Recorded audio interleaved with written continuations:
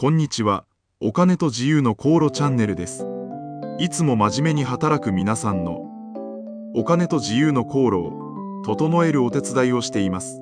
今日は株価急騰ニュースに揺さぶられた日に何を見直せばいいかというお話です。日経平均〇〇円高、株価急騰。そんなニュースを見て、今のうちに利益確定した方がいい。もっとリスクを取って攻めるべき。そうそわそわした方も多いと思います。実は暴落の時と同じくらい、株価が急に上がる時も、私たちの感情は大きく揺さぶられます。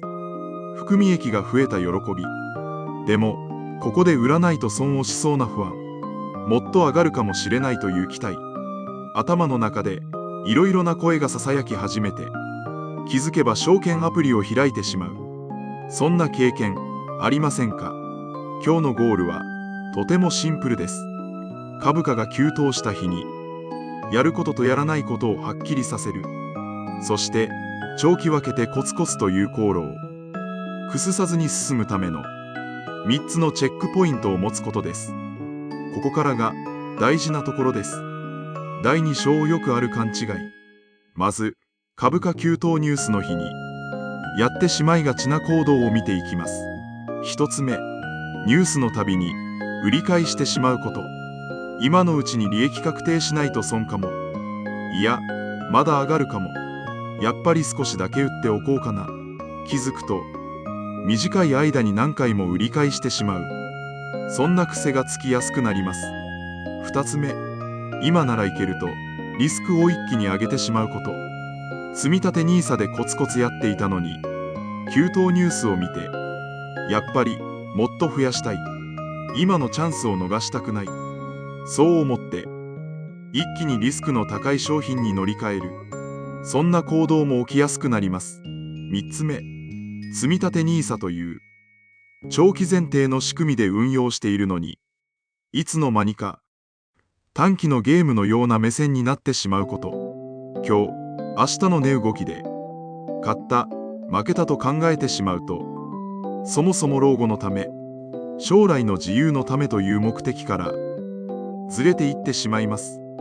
ここで一度立ち止まって、短期の売り買いを繰り返すリスクも見ておきましょう。まず、お金の面でのリスクです。売り買いを繰り返すと、その度に手数料や税金がかかります。長い目で見ると、ちょっとだけのつもりがじわじわ効いてきます。次に、心の面でのリスクです。たまたま当たった時は、自分はうまいかもと感じます。でも、外れた時は、どうしてあの時売ったんだろう。どうしてあの時買ったんだろう。そんな後悔が頭からはなれず、日常生活まで引きずりやすくなります。そして一番怖いのは、続ける力が削られることです。そもそも、積立 NISA の一番の強みは、長くコツコツ続けること。短期の売買で疲れ切ってしまうと、この強みそのものを自分で手放してしまうことになります。ここまで聞いてくださった方は、もしかすると、じゃあ急騰の日には何もしない方がいい。そう感じたかもしれません。ここからお話が本題に入ります。第3章、3人の会社員ストーリー。ここで3人の会社員をイメージしてみてください。A さん、30代の会社員。積立 NISA を初めて2年目です。A さんはニュースのたびに売り買いしてしまうタイプです。株価が急騰すると、今のうちに利益確定しようと考え、一部を売ります。その後、さらに上がるニュースを見て、あのまま持っていればと後悔します。次の急騰の時には、前回の分も取り返したいと考えて、今度は売らずに持ち続けます。さらに上がれば嬉しい。でも、下がればまた大きく後悔。この繰り返しで、心がいつもざわざわしています。B さん、40代の会社員。積立 NISA は3年目。B さんは、急騰のたびにリスクを上げてしまうタイプです。ニュースで大きな上昇を見て、このペースで増えれば、ファイヤーも見えるかも、と感じました。そこからもっと値動きの大きい商品へ一気に乗り換えていきます。最初は上がった時の快感が強く、自分はセンスがあるかもと感じます。しかしやがて相場が大きく下がる日が来ます。B さんは急に元本が減るのを見て慌てて売ってしまいます。その後価格が戻っていくのを見てまた深く後悔します。最後は自分には投資は向いていないと感じて積み立てそのものをやめてしまいました。 C さん、同じく会社員、積み立て NISA は2年目。 C さんもニュースを見て心が動くのは A さんや B さんと同じです。お、今日はだいぶ上がっているな、含み益が増えたな、そう感じたとき、 C さんはある紙を取り出します。それが自分で作った投資の設計図です。そこには投資の目的、ルール、リスクの目安、この3つがシンプルに書いてあります。 C さんは急騰ニュースを見たとき、まず証券アプリではなくこの設計図を見直します。そして目的は変わっていないか、ルールから外れていないか、リスクが増えすぎていないか、この3つだけを静かにチェックします。必要なら年に1回程度全体のバランスを整えます。3年後、 A さんは売り買いの疲れから積み立てをやめてしまいました。 B さんは大きな下落のショックで投資そのものから離れてしまいました。 C さんは相場の揺れは経験しながらも航路を大きく変えずにコツコツと続けています。ここから設計図の中身を一緒に見ていきましょう。第4章、3つのチェックポイント。急騰の引こす見直したいポイント。それが次の3つです。1つ目は目的です。何のために投資をしているのか、いつのために使うお金なのか。例えば60歳までに〇〇万円貯めて仕事の選び方の自由度を上げたい。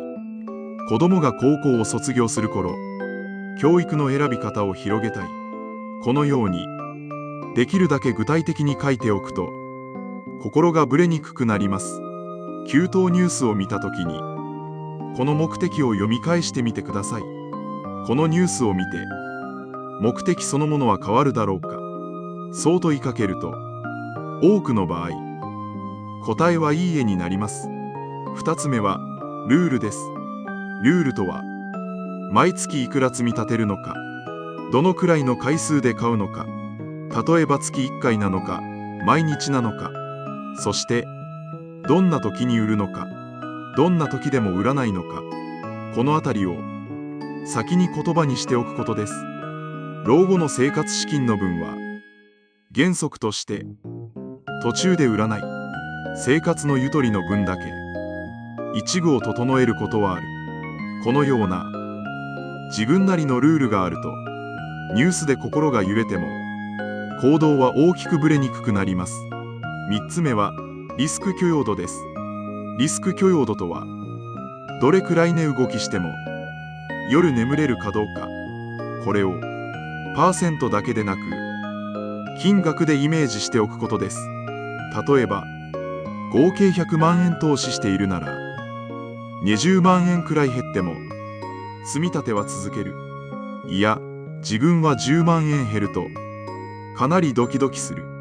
このように自分の心のラインをあらかじめ書いておきます。急騰の日にはこのリスク許容度も見直してみます。株価が上がると人はもっとリスクを取っても大丈夫かもと感じやすくなります。でもそれはたまたま波の上にいる瞬間かもしれません。本当に大事なのは大きく下がった時にもそのリスクを受け入れられるか、ここまでイメージできるかどうかです。ここまで聞いてくださっている方はかなり真面目にご自身の航路を考えている方です。この後具体的な行動ステップをお話しします。第5章今日からできるステップ。ここからは今すぐできる小さな行動だけをお伝えします。ステップ1、A4 の紙かメモアプリを一つ用意します。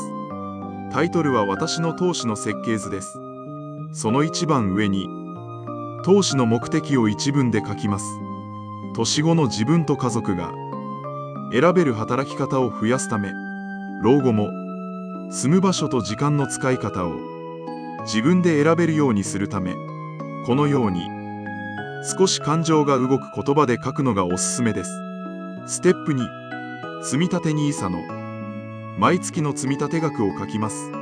合わせていつ買っているのか、例えば毎月丸日に自動で買うなどルールも書いておきます。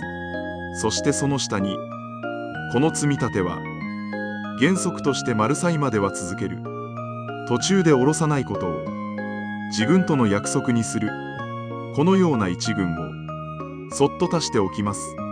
ステップ3、リスク許容度を金額で書いておきます。合計が今より丸万円減っても積み立てはやめない。このラインまで減ったら一度設計図を見直す。このように自分の心の揺れ幅を先に言葉にしておきます。ステップ4、ニュースを見て心がざわっとしたとき、いきなり証券アプリを開くのではなく、まずこの設計図を開きます。そして目的、ルール、リスク許容度、この3つを声に出さなくても良いので、ゆっくり読み返してみてください。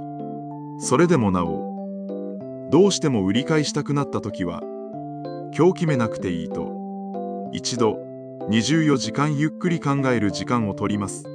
ステップ5、年に1回だけ静かな日を選んで設計図を見直します。できれば急騰の日でも暴落の日でもない普通の日がいいです。その日に収入や家族の状況、将来のプラン、健康のこと、こうした変化を踏まえて目的やルールをアップデートします。この普通の日の見直しがいざという時に心の支えになってくれます。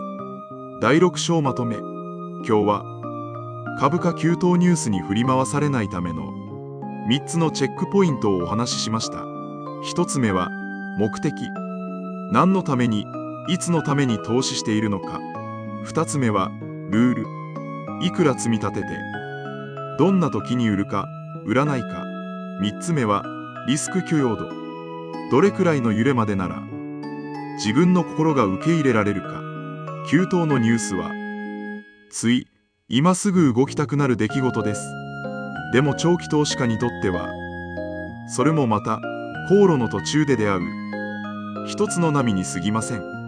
感情で動くほど航路はぶれやすくなります。